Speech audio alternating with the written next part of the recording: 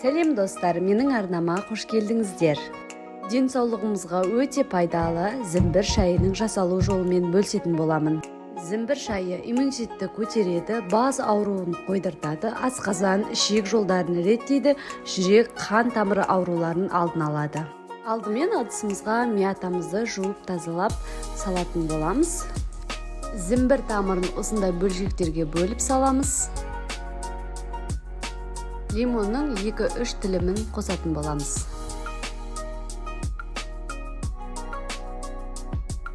Енді балымыздан өзіңіздің қалауыңыз бойынша 1 немесе 2 қасық қосатын боламыз.